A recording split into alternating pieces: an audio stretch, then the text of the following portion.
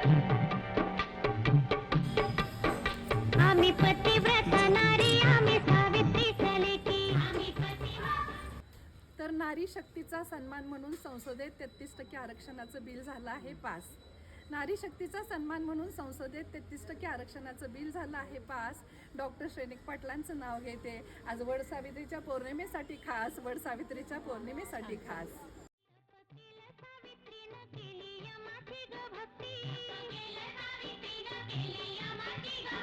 सत्यवानाला मिळाली नव्या जन्माची मुक्ती, धन्य झाली ग सावित्री जन्म लागला सार्थकी, आम्ही नवी नवरी असेल तिकडून दिसू दे. मी डॉक्टर जयश्री श्रेनिक पाटील, वेट diagnostic and research centre Sangli. आज वड सावित्रीच्या पौर्णिमेच्या सगळ्यांना खूप खूप शुभेच्छा. की वडाचं झाड सायंटिफिकली एक डॉक्टर म्हणून मला विचार केला तर असं वाटतं की वडाच्या झाडामध्ये खूप असा ऑक्सिजन असतो आणि खूप छाया देतो. स्वतः उन्हात उभा राहून पण सर्व पशुपक्ष्यांना, मानवजातीला, प्राण्यांना, सगळ्यांना ह्या झाडाची छाया मिळत असते. आणि ह्या निमित्तानं आज आपण सण श्रद्धा म्हणून साजरा करूया, पण श्रद्धेला जर समाजसेवेची जोड दिली तर ती पण एक खूप मोठी समाजसेवा होते आणि आनंदानं गरजूंच्या चेहऱ्यावर हसू फुलतं.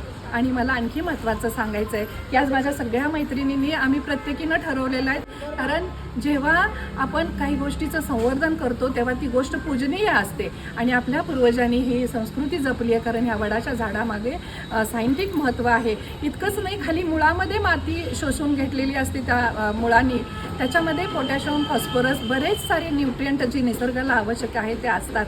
तर ह्या वडसावित्रीच्या पौर्णिमेच्या निमित्तानं दरवर्षी मी जिथे जिथे वडाची पूजा असते तिथे जाते. माझ्या मैत्रिणी ह्या सगळ्या बरोबर असतात.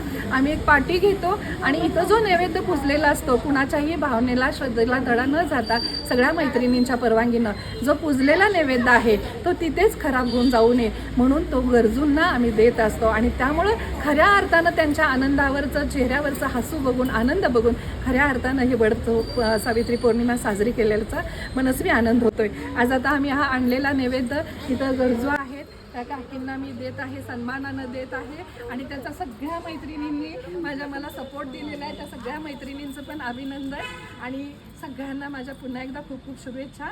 आणि तुम्ही हे घेऊन जावा आणि आणखी कोणाला गरज असेल सांगा, त्यांना आम्ही असंच सगळीकडच्या हे नैवेद्याच्या पोळ्या, फळं, सगळं काही आम्ही ह्या सगळ्या गरजूंना देतो. आणि त्यामुळे त्यांच्या चेहऱ्यावरचं हे आनंद, हे हसू, हीच आमची खरी वड सावित्रीची पौर्णिमा.